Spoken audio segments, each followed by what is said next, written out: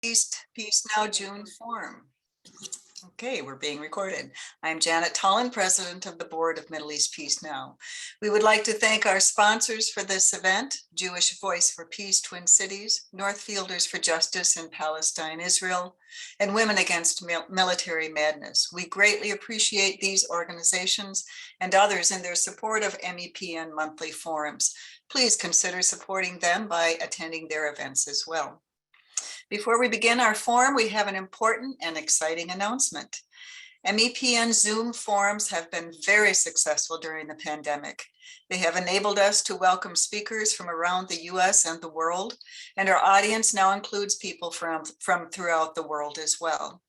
Given this success, the MEPN board has decided to go to an all Zoom forum moving forward. That having been said, we miss physically connecting with our loyal MEPN members who live here in Minnesota. So twice a year, we will host an in-person event. Our first gathering will be a picnic at one of our beautiful Minneapolis parks, Beards Pleasance, in the Linden Hills neighborhood on Tuesday, July 19th at 5 o'clock. This gathering will provide a time for in-person socialization, a potluck meal, and a brief talk by Barry Cohen about his presentation to the Minnesota State Board of Investments regarding BDS. MEPN members and friends are welcome, of course. There is plenty of parking available. Please put this on your this date on your calendar now so you don't miss it.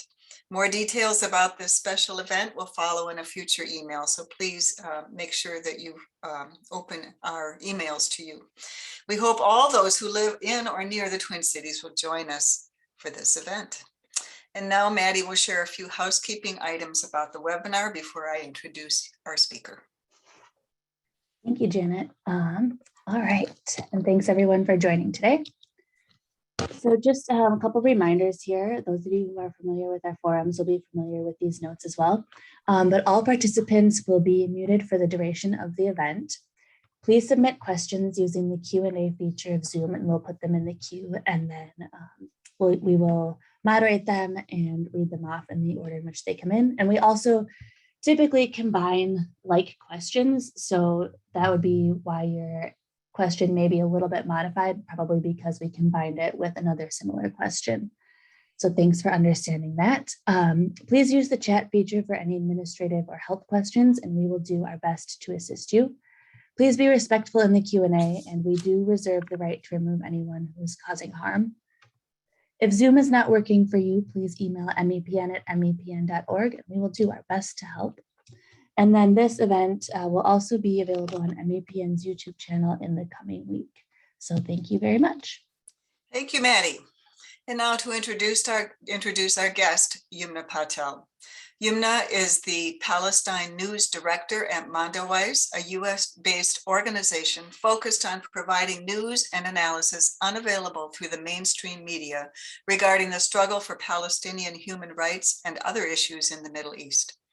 Yumna is based in the city of Bethlehem in the occupied West Bank and has been reporting in Palestine for 6 years on stories that affect the everyday lives of Palestinians under occupation. Her film, Inside Israeli Apartheid, is a primer on the occupation of Palestine by Israel.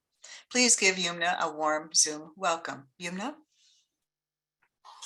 Hi, Janet. Thank you. Thanks, everyone, for having me. I really appreciate the chance to join you today and to speak to everybody.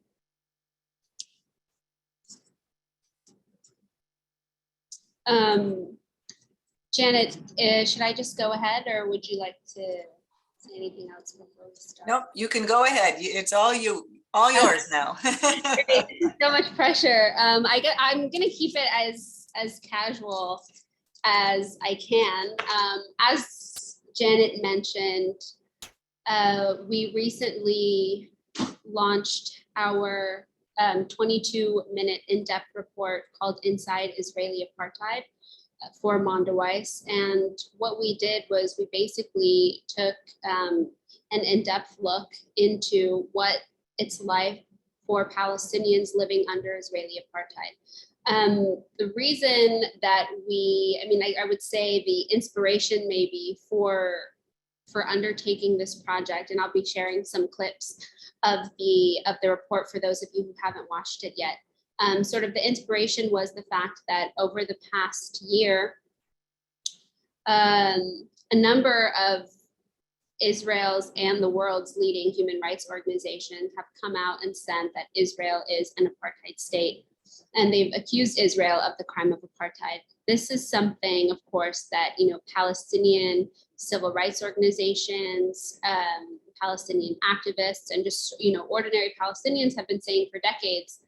There's been a lot of work done by Palestinian scholars and experts, not only likening the current situation in Israel and the occupied Palestinian territory to apartheid in South Africa, but there's much evidence when comparing Israel to the definition of apartheid under international law, that Israel in and of itself stands alone and unique in its own apartheid, and actually goes much further in certain capacities, in certain ways, than South African apartheid did.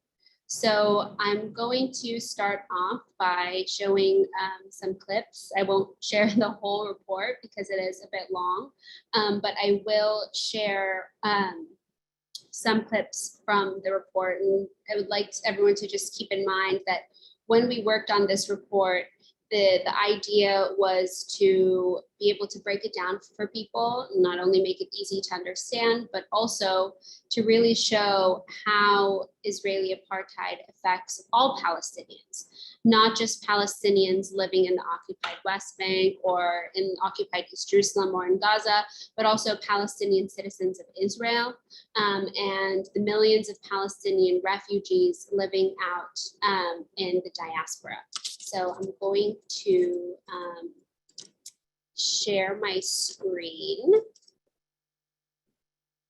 Give me a second, please bear with me. Hope I can figure out how to do this. Oh.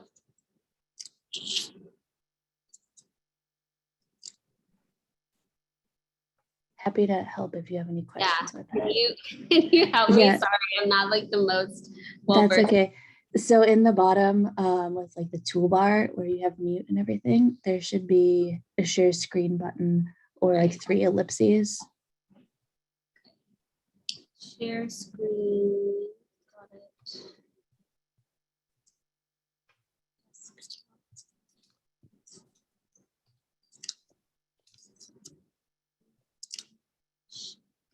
And make sure to click share sound too when it's sharing, which is also a button at the bottom. Thanks, guys. Sorry, everyone. Please bear with me. Desktop, share sound, optimize for video clip.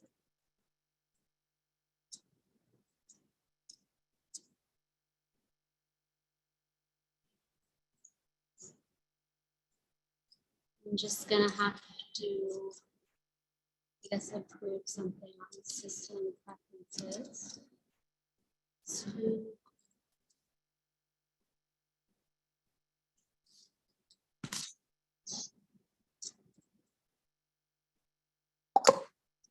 we go. Oh man. Would it be okay if I sent you guys the link, because my computer's it's saying that I have to quit Zoom for sharing my screen. Would that be okay? Do you want to email it to me? I'm gonna share. No, click it. I'll to share me. it in the chat. Yeah, I'll share it in the chat. And so there's a playlist actually. So what we did was we split up the longer report into shorter videos. So I sent you the link to the first sort of video in the playlist.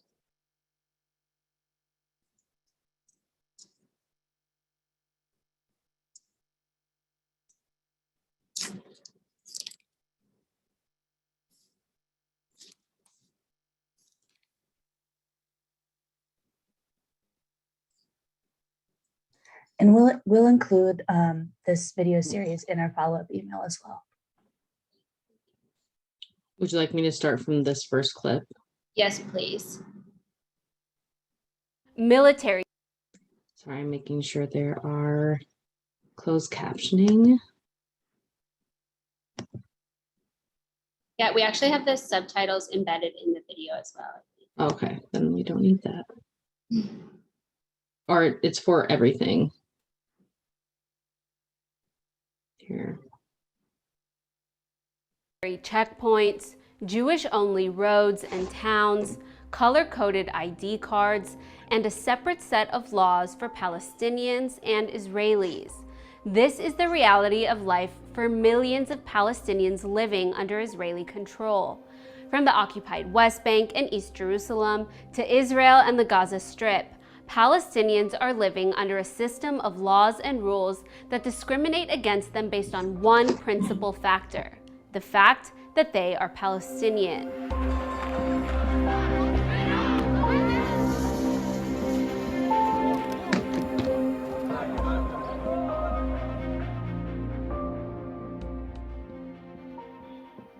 It's a reality that many have likened to apartheid South Africa, where the colonial white minority ruled over the indigenous black population through institutionalized racial segregation.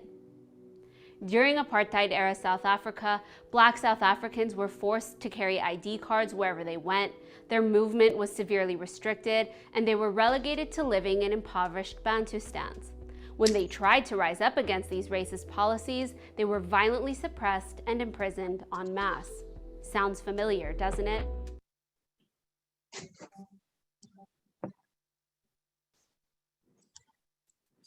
Do you mind playing that second clip explaining apartheid? Thanks.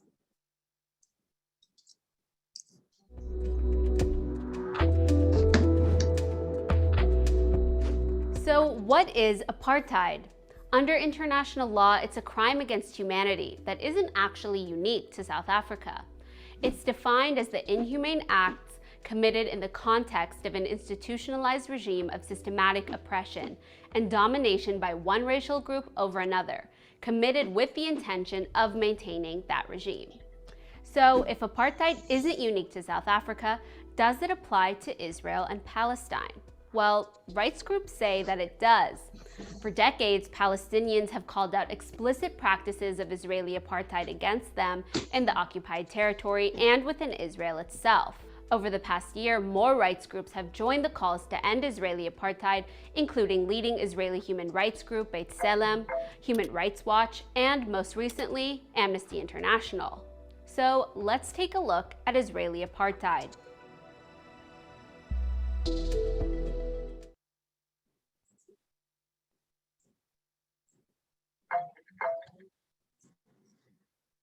Thank you. So we go much more into depth throughout the video, and we sort of break down some of the different ways, like I said, that Israeli apartheid affects Palestinians through its discriminatory ID system, which you can watch in the video. We sort of break down all the different ways that Palestinians are discriminated against purely based on their geographic location and the IDs that they are given by the Israeli government. Something that a lot of people don't really realize, or I guess a common misconception when talking about the Israeli occupation of Palestine, is people sort of understand or believe that you have, right, Israel and Palestine that exist simultaneously sort of next to each other, and you have these neighboring conflicting countries or parties, especially due to the existence of the Palestinian Authority in the West Bank, and also the Gaza, which is under the Gaza Strip, which is under the administration of Hamas. But people don't really, what people oftentimes, what gets overlooked is the fact that the PA and Hamas, maintain sort of nominal levels of bureaucratic control, but in fact, it's Israel that maintains overall control of the Palestinian territory, even in places where you have the Palestinian Authority ruling over. So everything from the population registry is controlled by Israel, which means that if Palestinians want to get ID cards, if the foreign spouses, for example, if Palestinians want to register with their spouse and apply for residency, all of that must be done through Israeli authorities, and it is a very long and grueling process that oftentimes, people come up empty-handed. I know the topic today is reporting in Palestine, reporting on the ground in Palestine. I will talk a little bit about my experience over the past 6 years, as I mentioned, reporting on the ground here. I've come across just a number of stories from, when it comes to home demolitions and the forced expulsion of Palestinians, to, of course, the stories that we hear every day of Palestinian children, for example, being killed, or most recently, the story of Shireen Abu Akleh, which is the Palestinian journalist and Al Jazeera veteran reporter who was killed by the Israeli military just a few weeks ago. In the wake of Shireen's killing, it's been sort of surreal and very interesting to be working as a reporter here in Palestine. There's always been a threat to journalists, and of course, more specifically, Palestinian journalists working here. Over the past few decades, Israel has killed dozens of Palestinian journalists, at least 50, according to numbers from the Palestine Journalist Syndicate. And that's not including all of those who were injured, arrested, and prevented from doing their work. And so in the wake of Shireen's killing, that threat has become all the more real for journalists working here, and of course, more specifically for Palestinian journalists. People were shocked to see that Shireen was shot and killed while she was wearing her press vest, and she was moving with a group of journalists through Jenin, close to the Jenin refugee camp, when she was deliberately targeted by Israeli snipers. And I remember hearing a lot of people, especially sort of people outside of Palestine, reaching out and asking sort of how things were as a journalist working here, and asking if it was safe, to be reporting here and to be working as a journalist. And oftentimes it's sort of surreal, because when you think that wearing your press vest would actually protect you or help you when you're working in Palestine, oftentimes it's actually the opposite. Sometimes wearing a press vest and marking yourself as press, as was the case for Shireen Abu Akleh, that often makes you a direct target by Israeli forces and Israeli settlers when you're reporting on the ground in Palestine. We saw that just yesterday in Masafir Yatta, which is a community of Palestinians in the South Hebron Hills, a community of Palestinians in the South Hebron Hills who are under threat of forcible displacement by the Israeli military.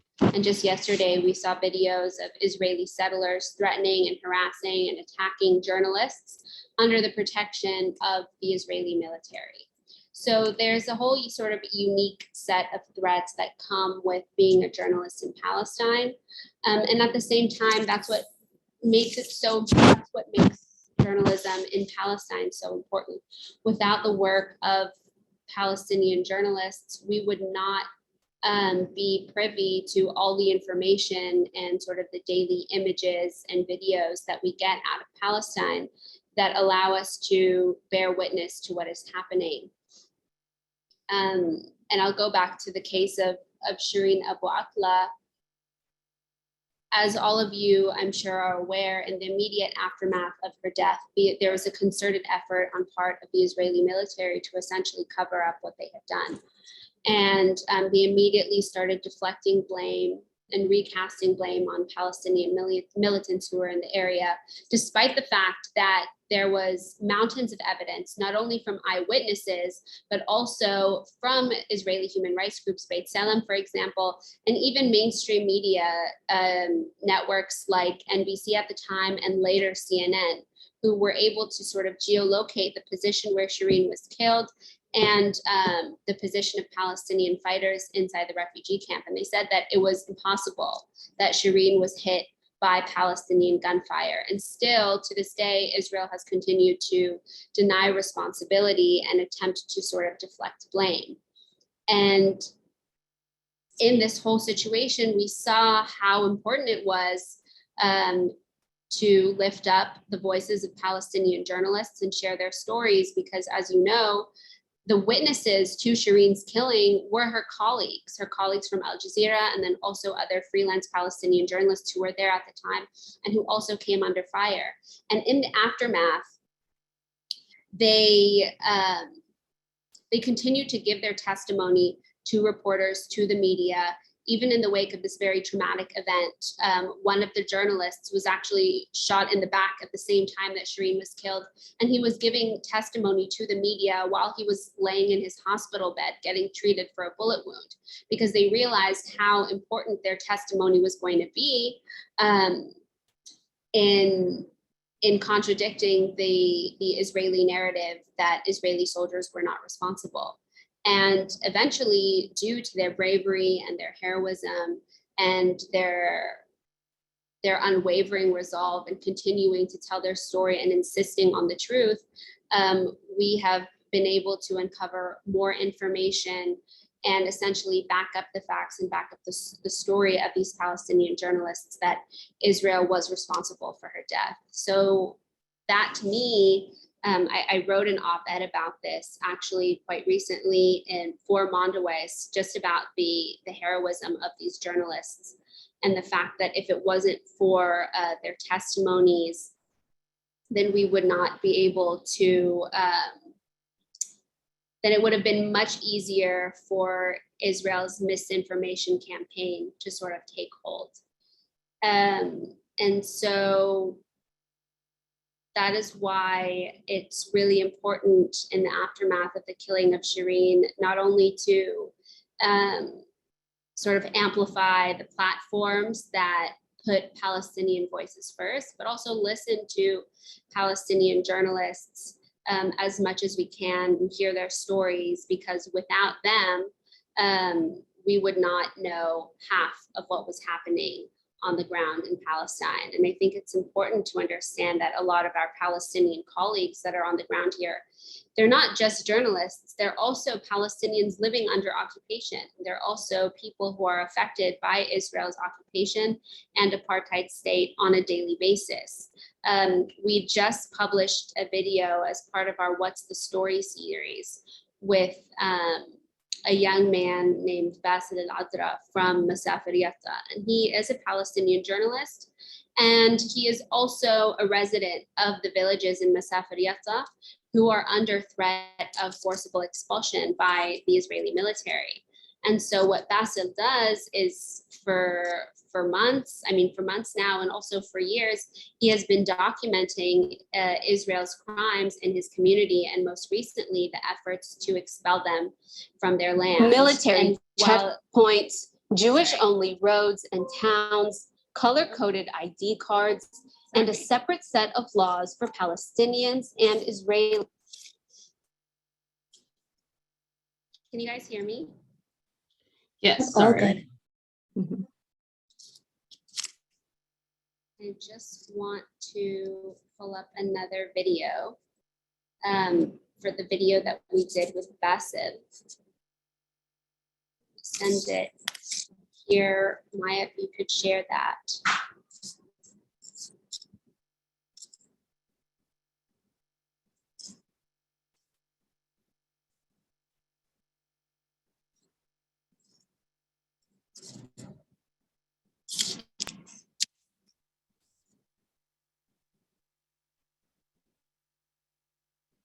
A separate set of laws for Palestinians.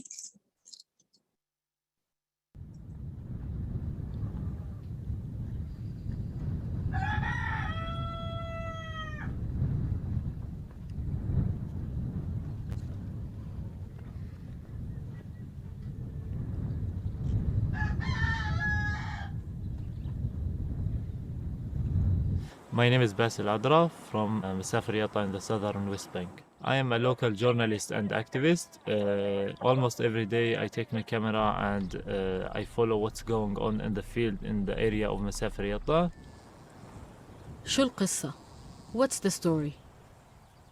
The story of مسافر يطا, it's a forcible transfer and land theft. At the 4th of May of this year, the Israeli occupation court, and what they call it, the Israeli High Court of Justice, gave the Israeli army the green light to forcibly evacuate residents of 8 Palestinian villages of مسافر يطا. This is a brutal tool, and it's a lie that they declare our land where we've been living for centuries here in the area as a firing zone.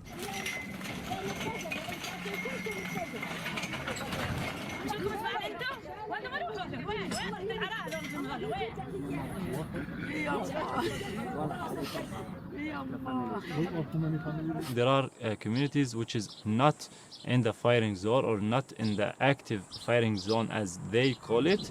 In these villages, for example, they are continuing by demolition also homes and preventing people to get build permissions or a water supply or electricity or to build a paved road.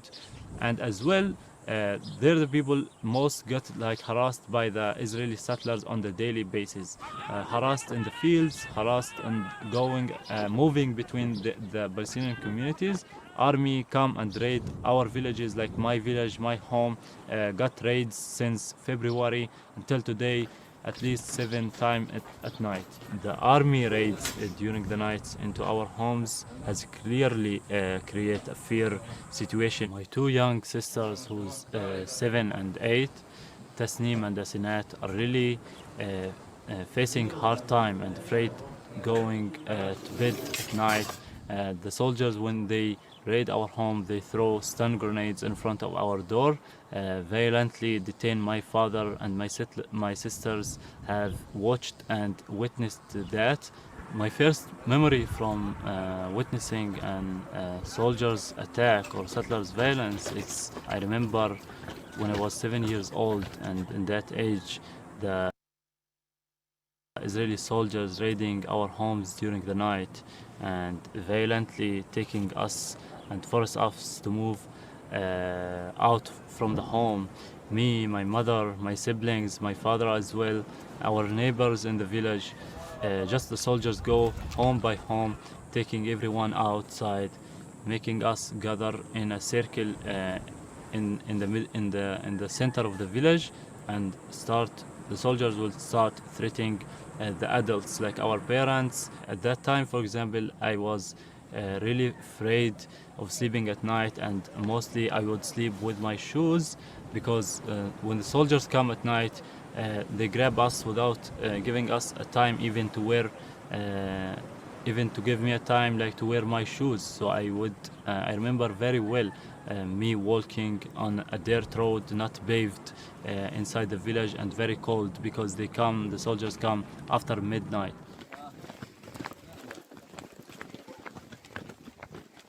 When I was 9 years old, I watched and seen 6 Israeli soldiers brutally beating my father because he was in the field with our flocks, grazing it around my village. But one settler claimed that the land belonged to him, so he ordered the soldiers to chase my father away. And when my father refused to go away, the soldiers start beating him brutally, violently, taking him inside the military jeep and arrest him. It create a big fear inside me and make me understand that I am living in a situation it's unnormal, and we're facing this monster of the occupation from the settlers and the soldiers. It continued until today, until exactly March 2020, I was attacked and beaten by also 4 soldiers in the same field where my father was, because I was documenting these soldiers chasing another shepherd from that field.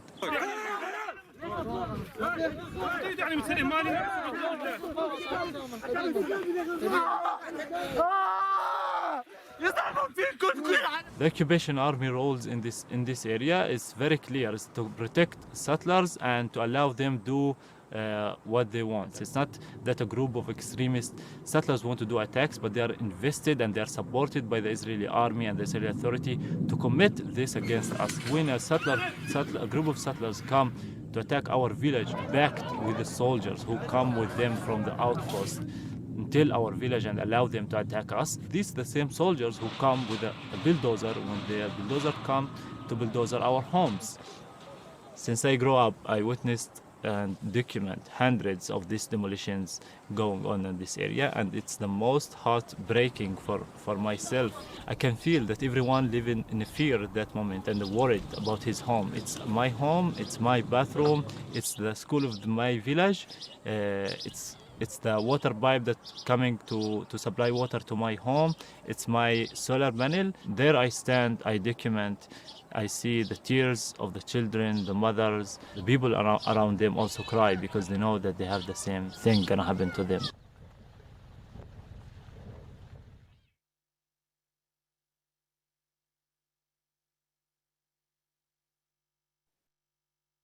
Thank you for sharing that.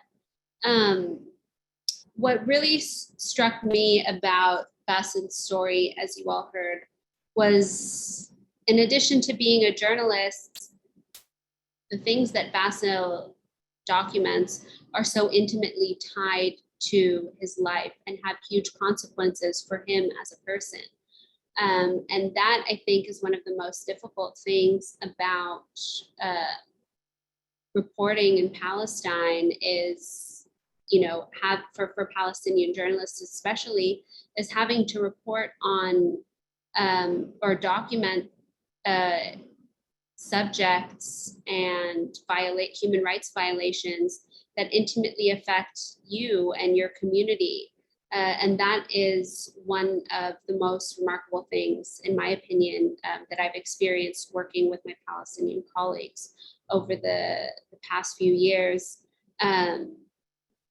is the dedication and resolve that people have to tell the stories of Palestinians that they don't know, but also of their own communities and things that affect their everyday lives.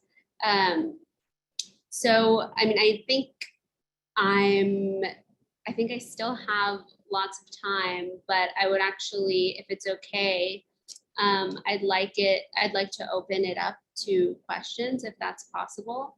And perhaps we can take it from there.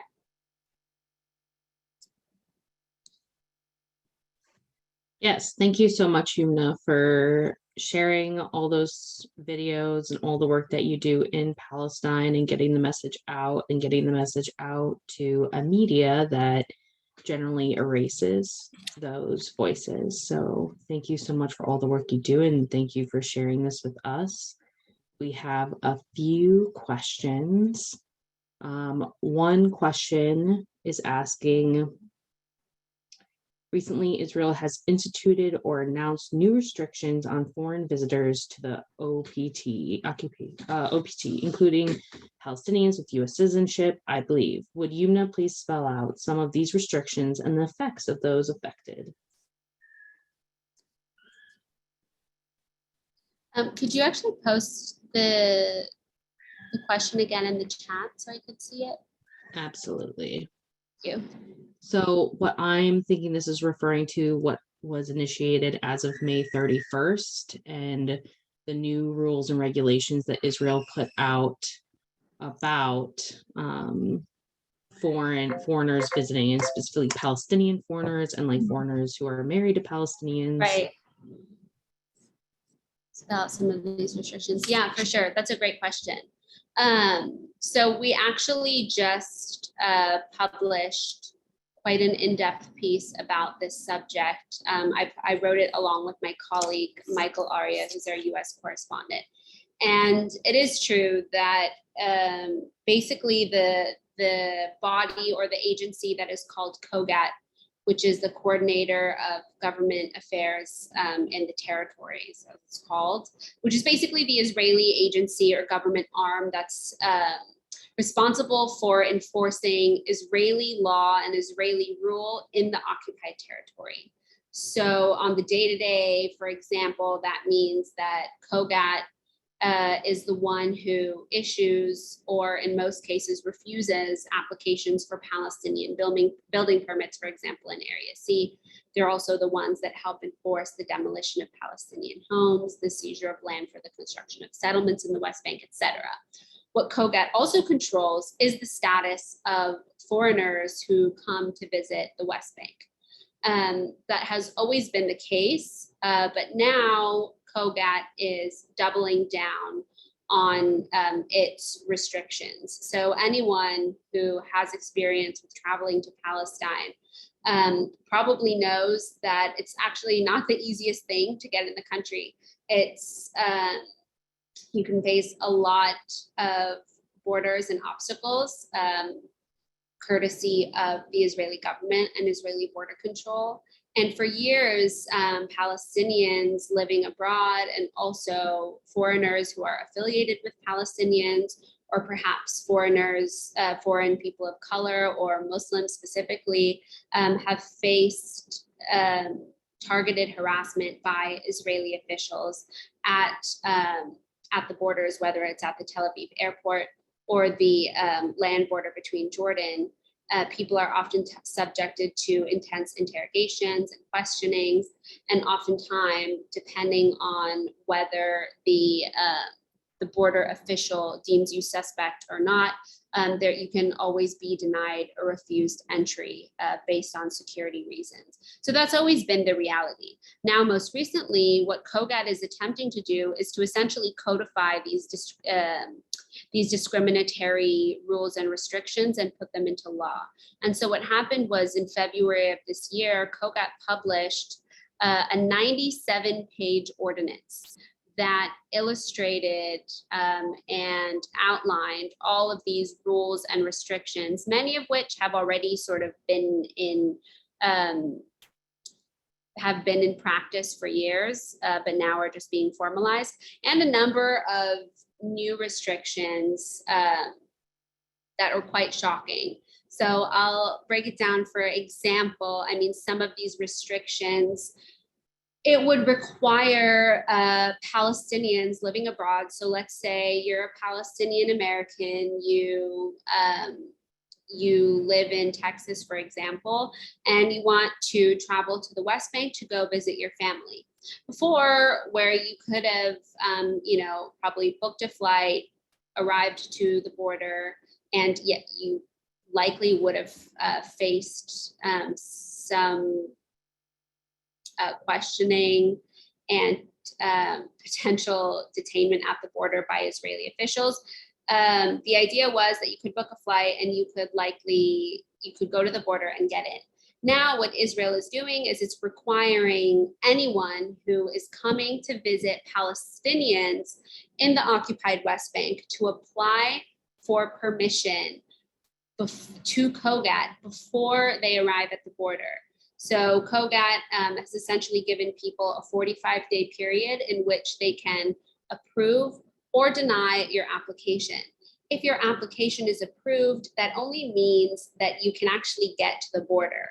Once you get to the border, the border officials still can have grounds to deny you entry if they see fit. And if you're a Palestinian American, like I said, for example, visiting your family in the West Bank, COGAT now requires you to provide the names, ID numbers, personal information of all the people you plan on visiting. It also requires you to inform on any land that you own in the country or any land that you stand to inherit.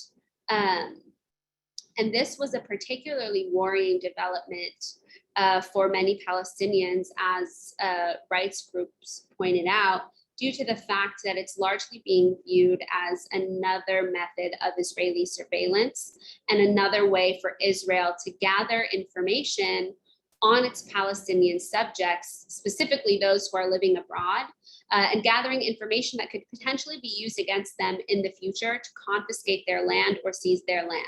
And this isn't out of the scope of possibilities. You know, following the Nakba in 1948, Israel instituted a number of laws that allowed for the state to seize and take control over the land of absentees, i.e. people who they had made refugees. So any Palestinian who was out of the country after the Nakba, and subsequently this also happened again in 67, Israel used the fact that those people were not there to seize hundreds of thousands of acres of privately owned Palestinian land, turn it into state land, and then in hand turn over that state land for military use or for the use of the construction of settlements. So people are very worried about the fact that if they're going to start having to report on the land that they own, or the land that they stand to inherit, Israel can then use that information to confiscate their land in the future.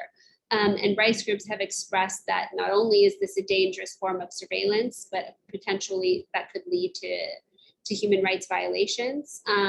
But it also is a method of deterrence, because now, many Palestinians would of course be fearful of coming here and having to inform on the personal information of their relatives and also of the property and land that they own.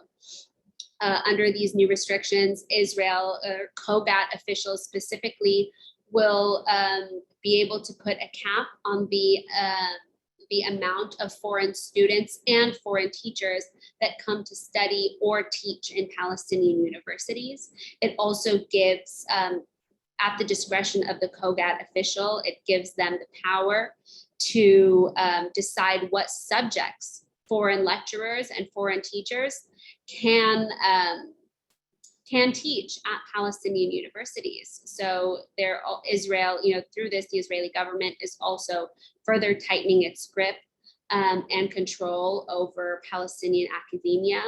I'll just point out one more rule under this new ordinance by COGAT, which essentially, if you're a foreigner, let's say you're an American, you're not Palestinian, you're just an American, you're traveling to the West Bank, and you meet a Palestinian and you decide to enter into a relationship with them. Under this ordinance, you would be required by the Israeli government to inform the government of your relationship with this Palestinian within 30 days of the beginning of the relationship. And if you fail to do so, and in the future you got married, you would not qualify for residency status. You would not even be able to apply for it. And this was one of the more sort of outrageous rules, and something that really got people sort of scratching their heads about the fact that, it just shows the intimate levels to which Israel controls Palestinian lives, because of course, none of these rules apply to Jewish Israelis who are living in illegal settlements in the occupied West Bank. It only applies to Palestinians.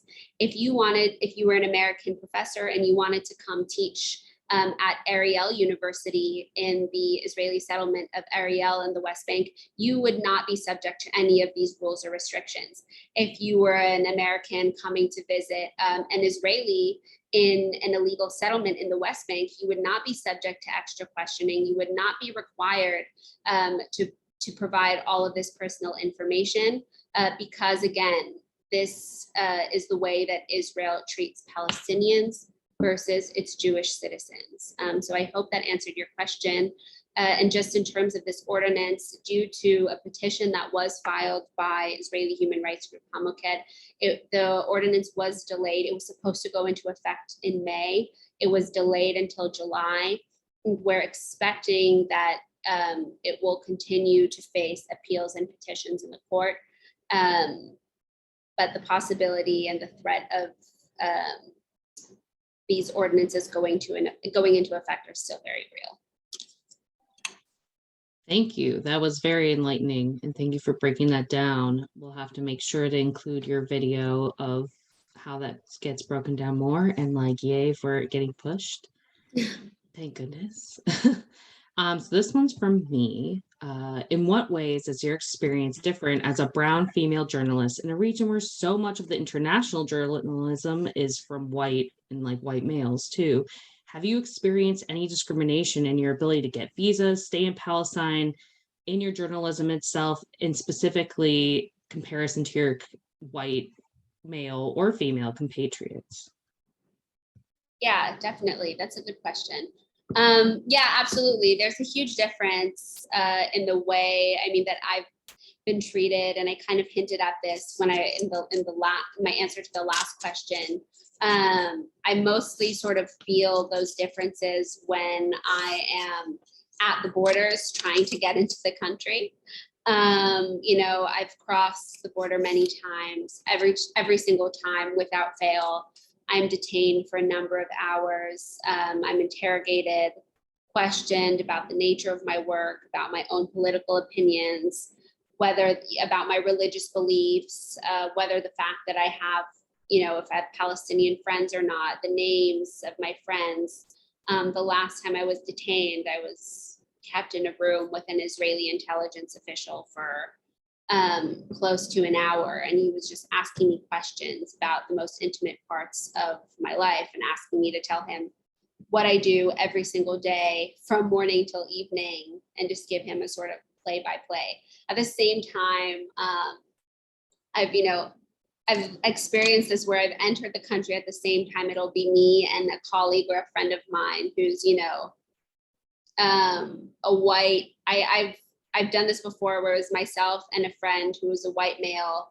We're both American citizens. We had both been here equal amount of times. We both sort of have the same experiences, have the same Palestinian connections and friends. Because he was white, blonde-haired, blue-eyed, he was immediately ushered through. He was not even stopped for questioning, whereas I, of course, was immediately pulled to the side and stopped and detained for questioning. So you definitely feel that the most when you're at the borders. And then in the day-to-day work, I mean, there is a layer of privilege that comes with being a foreigner, and that's definitely being a foreign journalist as opposed to a Palestinian journalist. And that is something that, of course, I have benefited from those privileges as well. That being said, like when you're in the middle of reporting on a protest or, confrontations or that sort of thing, Israel doesn't discriminate on like who they shoot tear gas towards or rubber bullets towards. Like I said, press oftentimes comes under direct attack. That being said, if you're more visibly white, there's sort of that added layer of protection and sort of understanding that you're not going to be in as immediate danger as, for example, your Palestinian colleagues would be, or your colleagues that are people of color. Thank you for sharing that. And I'm sorry that you have to go through that every time. That sucks. That makes it really impossible to live there. And it's part of why they do it, so that people like you don't come and don't speak out, and makes it so that you have to fight to exist every day. And I appreciate you doing that. Thank you. So I'm sorry you have to go through that.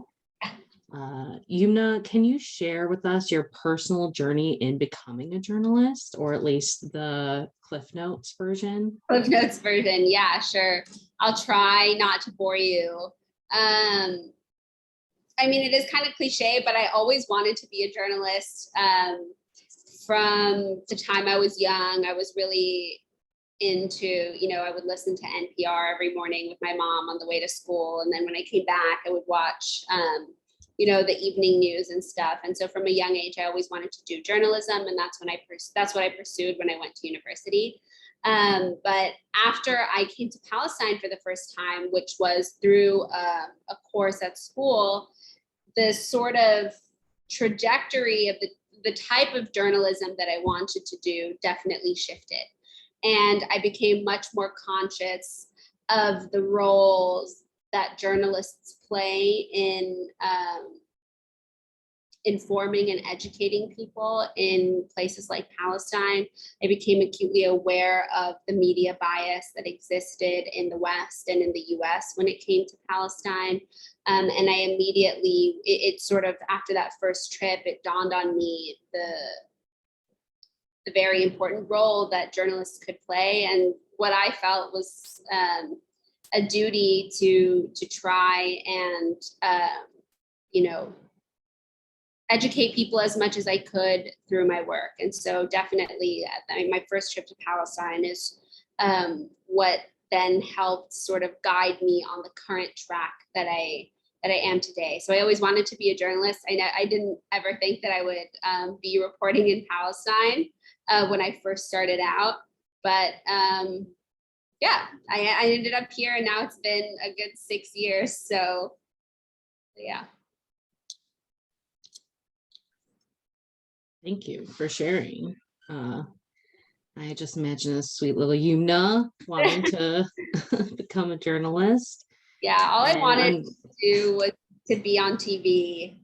I was like, oh, I would watch the Today Show in the morning with my mom, and all I wanted to do was be on the Today Show. And then I came to Palestine. I was like, oh gosh, I think there's so much more that I could do with my life and my voice and my presence than, just maybe being a face on TV.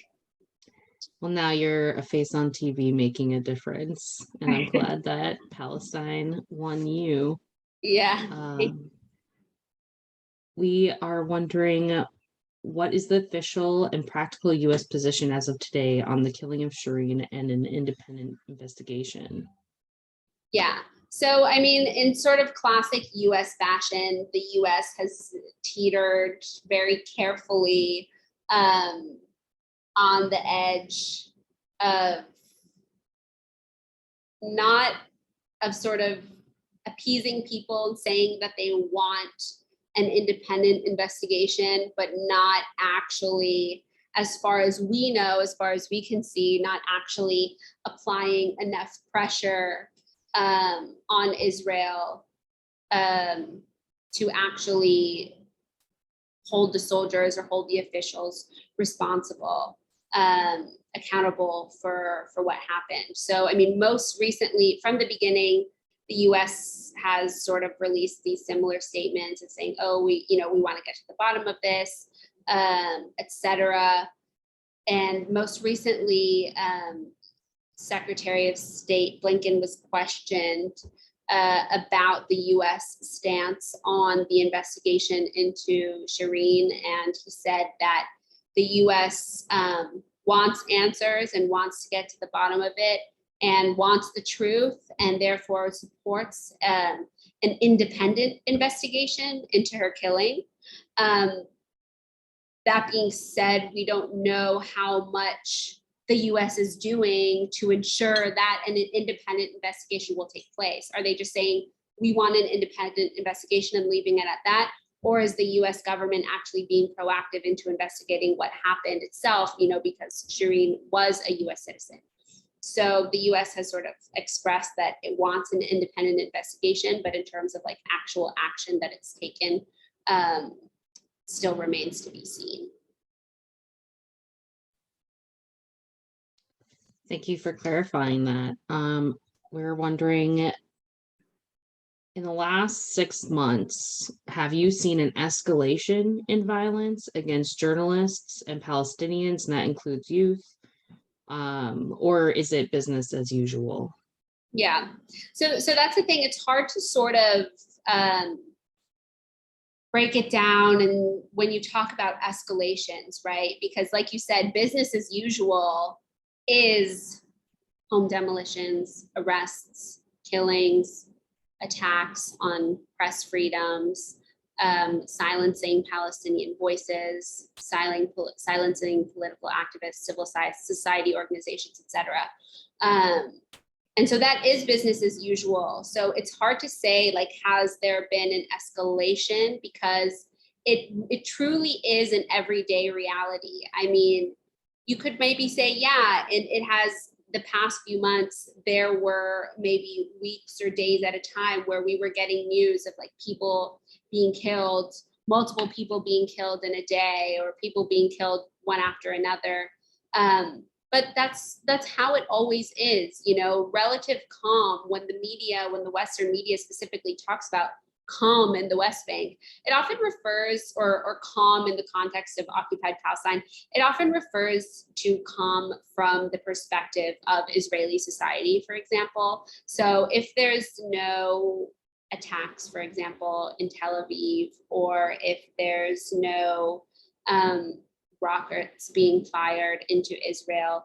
That's what the Western media considers as relative calm, even though when those things aren't happening, Palestinians are still being oppressed every single day under military occupation and apartheid. So yeah, I mean, it ebbs and flows, but I would say it's business as usual, and business as usual is really bad. In relation, a good follow-up in that question, talking about US mainstream media, what sort of relationships do you and other Palestinian journalists have with journalists from major US mainstream media? And do they ever seek information from you or other Palestinians? Yeah, I mean, so look, when you're talking about the mainstream media,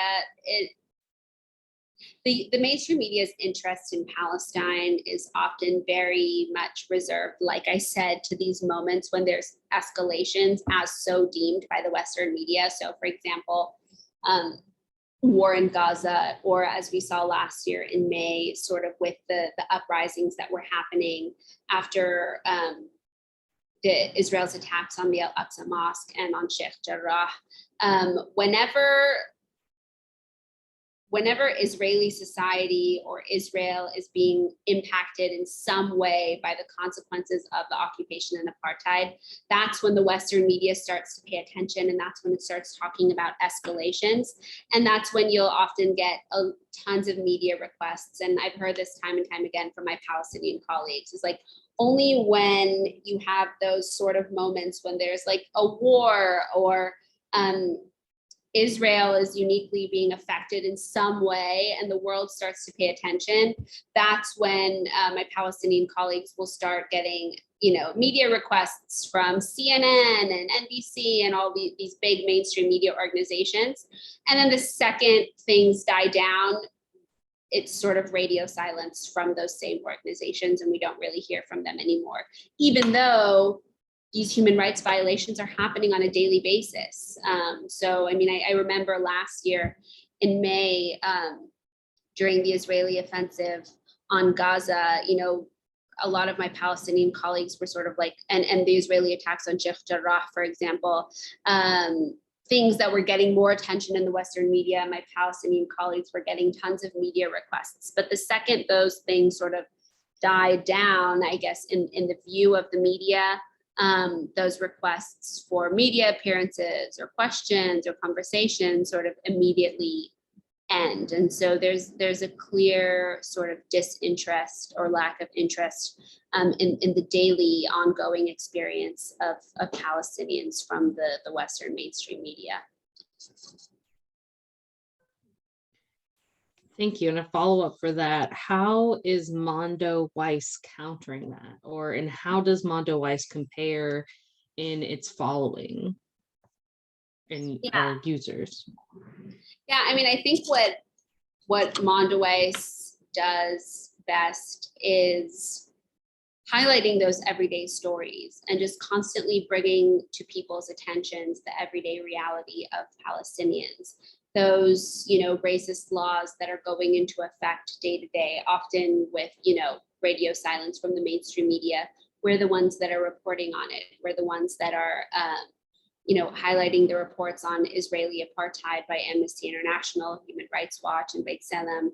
When there was radio silence from some of the most like the New York Times, for example, for the longest time made no mention of Amnesty International's report on Israeli apartheid. And this is one of the largest global human rights organizations. And so there's definitely a media blackout when it comes to Palestine. And so what we try to do is just to continue to bring to light those everyday stories or the topics that people wouldn't necessarily be exposed to if just going to their usual sources of mainstream news. And what's great about Mondoweiss is that we work with tons of Palestinian writers.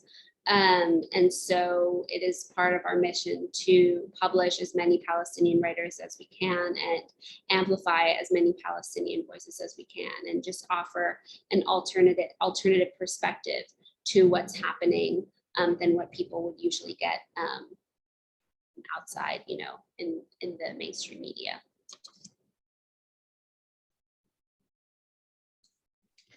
Thank you for that plug. I want to let everyone know that we have a few more questions in the queue, and please submit any further questions before we wrap up. Yumna, I'm wondering, can you briefly outline medical apartheid with relation to Israel, Palestine, and what you've seen with COVID? Yeah, so that's a good question. I mean, during the COVID-19 pandemic, we saw some of the most blatant sort of forms of Israel's occupation and medical apartheid in this instance. I mean, during the pandemic, there were a number of stories that we reported on where, you know, Palestinians attempted to, in order to fill in the gaps within their flailing healthcare system, attempted to set up COVID-19 clinics and testing centers in rural areas of the West Bank where the PA does not have a presence, in areas that are controlled by Israel. And the Israeli military actually demolished on multiple occasions COVID testing and treatment centers that had been set up for Palestinians. And sort of the more day-to-day outside of COVID, you see a lot of, you know, Israel's medical apartheid when it comes to Gaza, due to Gaza's crumbling infrastructure as the result of the 15-year siege and for Israeli offensives since 2008. Gaza's healthcare system is ill-equipped to handle a lot of chronically ill patients, specifically cancer patients. And a lot of Palestinian cancer patients from Gaza must rely on treatment outside of Gaza. So that includes hospitals in the West Bank and occupied East Jerusalem and Israeli hospitals. Now, cancer patients in Gaza must receive approval from the Israeli government in order to get permits to travel for cancer treatment in different hospitals outside of Gaza. Oftentimes these permits are denied. So people are forced to get whatever little treatment they can in Gaza. Or if your permits are approved, for example, you're often forced to go alone, or a very distant relative or friend, whoever could get a permit as well, will go with you. I mean, I've reported on multiple occasions of Palestinian children, you know, pediatric cancer patients from Gaza who were forced to travel on a bus by themselves to the West Bank, to a hospital, and receive chemotherapy. And these are kids that are like under 10 years old, that are getting forced to get cancer treatment without their parents around because Israel refuses the permits of their parents. So these are just some of the, you know, many examples of the way that, you know, Israeli apartheid affects the healthcare systems and infrastructures in Palestine. I will say, Maya, I saw a good question about the 6 civil society organizations that were designated as terror groups that I'd like to answer. Please go for it. Yeah, so the question was, are the 6 organizations that were designated as terrorist groups still able to function to do their work? And to what extent has their funding been impacted? So last year, Israel designated 6 Palestinian civil society organizations as terrorist organizations. And this includes some of the biggest civil society and human rights organizations in Palestine, including Al-Haq, which is a legal advocacy organization, Defense for Children International Palestine, and Adamir, a prisoners' rights group. Those are just 3 of the 6 groups that were arbitrarily deemed as terrorist organizations. Since the designation, Israel has failed to provide any real evidence to back up its claims that these groups are terror groups or fund terrorist organizations. And the main accusation was that these groups were either funding or were tied to the Popular Front for the Liberation of Palestine, which is a Marxist-Leninist leftist faction, a Palestinian political faction that, like many Palestinian political factions, Israel considers a terror organization. And so what Israel did was it criminalized these organizations without any proof. It outlawed their work through a military order. So all of these organizations are based in the occupied West Bank, and through a military order, Israel essentially was able to outlaw these organizations. So what that did was it made these organizations, their offices, their staff, and all their assets susceptible to being seized by the Israeli government. So currently, at any moment, Israel could decide to raid these offices, shut them down, arrest their staff, seize their assets, etc. We haven't seen any large scale sort of raids in the form of what I'm talking about, but there definitely, these organizations have already suffered the impact of this arbitrary designation. Some of the organizations have had some of their projects or funding from European governments cut due to the designation, or they haven't been renewed. The directors of some of the organizations were recently prevented from traveling outside of Palestine without any reason other than what they assumed was due to this terror designation. Some of the activists and directors who worked with these organizations were the subjects of, were the target of surveillance and spyware hack by the NSO group. And so the effects of this designation have definitely been felt since it happened. And as you know, I've covered this a lot since the designation was made, but what Sahar Francis, for example, who's the director of Adamir, the prisoners' rights group, what she told me is that one of the main sort of goals behind targeting these groups and calling them terror organizations is to impact their funding and impact their international relationships that allow these groups to operate and do the very impactful and necessary work that they do on the ground in Palestine. And so unfortunately, the US has totally failed to sort of put pressure on Israel or threaten Israel with any real sort of consequences for this designation. And the US has remained relatively silent in the face of this arbitrary organization. And it's definitely impacting the organizations. And there is a fear that at any moment, essentially, their assets could be frozen, or their offices could be shut down, or their staff could be arrested. And that would put all the work that they do to a halt. Thank you for laying that out in such clear detail.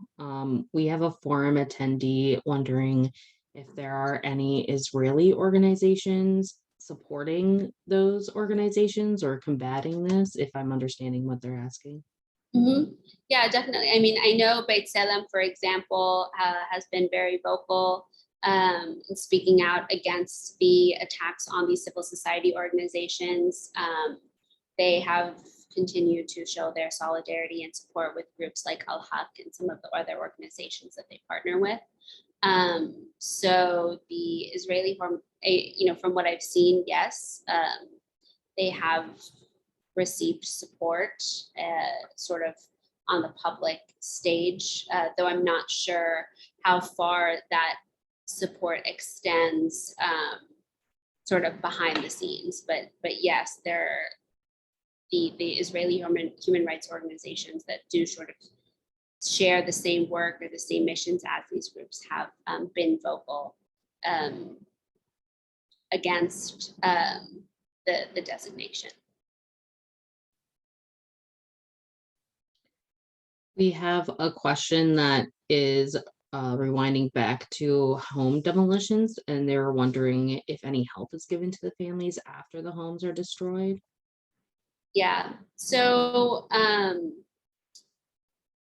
yes and no. I mean, a lot of these, I know just in my experience, there's Palestinian collectives and activists and groups that will sort of step in to help people rebuild. Sometimes people might get funding from different organizations or potentially a small amount of funding from the Palestinian Authority in some cases. But unfortunately, more often than not, Palestinians whose homes are destroyed are just left to sort of fend for themselves and rebuild for themselves and sort of figure out their lives in the aftermath on their own. It's utterly heartbreaking and unjust. We have another question asking, are there any additional stories or examples of the significance of Israel controlling the population registry? Yeah, so I'll try to give a specific example. So this is actually something that you can find in our report Inside Israeli Apartheid, which we played some clips from earlier. We spoke to a young woman named Yasmin. Her father is from East Jerusalem and her mother is from the West Bank. And due to Israel's control of the population registry, when Yasmin was born, Israel, essentially her dad went to register her with the Israeli Ministry of Interior. And they thought everything was fine. Years later, when they went to go on a family trip, they realized that her name had been taken off the registry and she had no ID number. So she could not leave Palestine, she could not travel, and she was essentially stateless. She was paperless, and in the eyes of the Israeli government, she did not exist. And this was all because of Israel's control of the population registry and control over who Palestinians can marry, because this is something we break down in the video as well. There's a number of barriers that are put in place that prevent Palestinians who carry different ID cards from falling in love and getting married. So it's very difficult for a Palestinian from the West Bank, for example, to marry a Palestinian from East Jerusalem. Israel makes it nearly impossible for them to live together as a family. And in the case of Yasmin, the young woman we interviewed, it makes it difficult for their children to get residency status. So Yasmin is one of thousands of Palestinians who are essentially stateless. They don't have any papers that recognize their existence. And it affects her life in many ways. The biggest being that she's never been able to travel. She can't get health insurance. She can't get a driver's license. She can't even open up a bank account, all because Israel refuses to give her an ID because her dad is from East Jerusalem and her mom is from the West Bank. So that's like one of very specific sort of examples and ways that Israel's control of the population registry affects Palestinians. But there's so many different examples that I could go on for hours.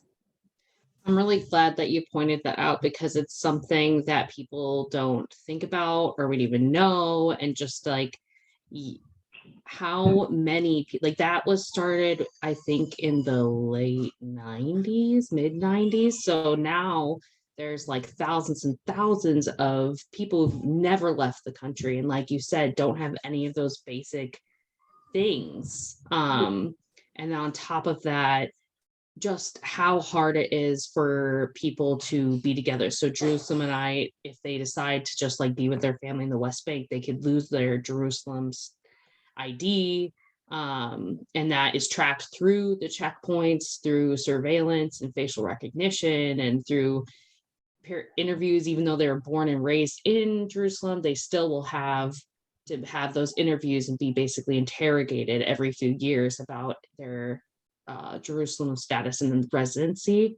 And so just putting that in their perspective of this forcible displacement of families and the basic human rights of families to be together being denied solely because they're Palestinian.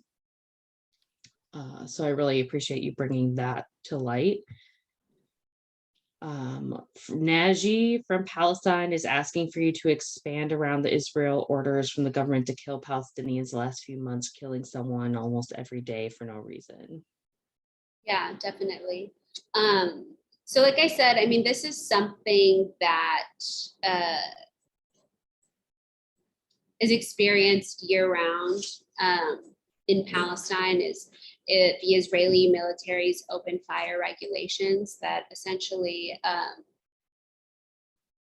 allow Israeli soldiers to shoot Palestinians for an offense such as stone throwing. And I believe that the regulations were updated at some point to allow soldiers to shoot people, to shoot Palestinians who were fleeing after the fact. So if someone had thrown a stone and then they were running away, Israeli soldiers would still be able to shoot them.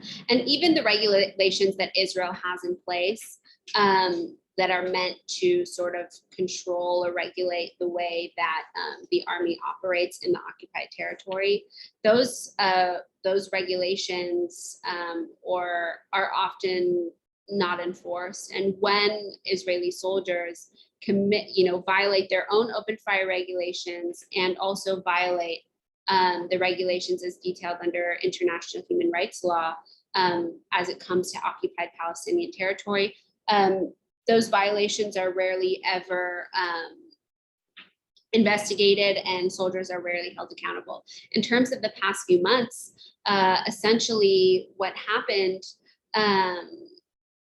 was there were, as I understand it, I hope that this is answering the question correctly, but essentially after there were a number of shooting attacks from Palestinians inside Israeli territory, and essentially the Israeli prime minister and the Israeli government gave the green light for Israeli soldiers to essentially, as Naji pointed out, to kill Palestinians and to open fire on people, essentially without reason, right? And so what happened in the past few months is that, as Naji pointed out, we were seeing many instances of Palestinians just being gunned down across the occupied West Bank. And this was definitely, as many activists and rights groups pointed out, tied to the rhetoric that was coming from Israeli government officials, including the prime minister himself, essentially saying that, essentially giving soldiers the green light to shoot whoever they wanted in the West Bank. Yeah, I think that is probably, thank you so much for bringing awareness to that and dissecting that for us. And we have one last question. And before I ask, I just want to say thank you so much for sharing your knowledge and experience and taking time with us to do this. And I've truly appreciated during this entire time that I've been away from Palestine to follow your videos and learn more and see what's happening on the ground. I feel that your journalism is very approachable and it breaks it down in a really effective way that all people can listen and learn, and it's accessible. So I appreciate you, and I appreciate your journalism, and I appreciate you coming to speak with us. Thank you. And then after this question, we'll hear from Janet, our president. So the last question is, Yumna, what do you do to get some relief from the discouraging situation that you report on? Does anything give you hope? I don't want to be a Debbie Downer. That's a hard question. Oh no. I wouldn't say I'm like totally hopeless. I want to be conscious of not having like the classic journalist response of, just being completely jaded over the past few years reporting in Palestine. It definitely happens, you know, because you just witness so much injustice on so many different levels.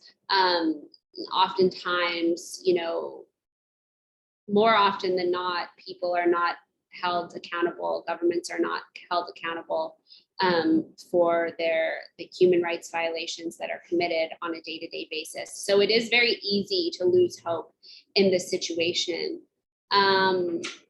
What I will say does give me hope is seeing and interacting with my Palestinian friends, my colleagues, and activists and people that I am sort of in communication with or witness on a day-to-day basis, and see how people continue to find new ways to resist Israel's occupation and Israel's apartheid. It gives me hope and faith to see the new generation, younger people in Palestine and across the world standing up and using their voice to highlight what's happening. We've definitely seen a shift in the past few years when it comes to like the rhetoric surrounding Palestine, specifically in the US and around the world, and just within the media itself. I mean, I remember when I was just starting out, even when I was in college, it seemed impossible that we would ever be able to talk about Palestine in the way that we're talking about it today, or it would be I never thought that I would see someone like Mohammed al-Kurd, for example, going on CNN and being able to talk about his community and the forceful displacement and the ethnic cleansing that's being committed against them. I just never thought it was possible. And yet here we are. I think there's still a long ways to go, but I have definitely just witnessed a shift in the discussion surrounding Palestinian liberation and the fight for Palestinian rights from, you know, when I was visiting Palestine for the first time 8 years ago to now, and just seeing the role that social media has played, that media organizations, that alternative media organizations have played in shifting the narrative. And so, yeah, I will say that definitely gives me hope for the future. And I feel like the tides are turning, albeit slowly. But the public opinion is definitely changing, and people aren't as scared as they used to be to talk about these things. So, yeah.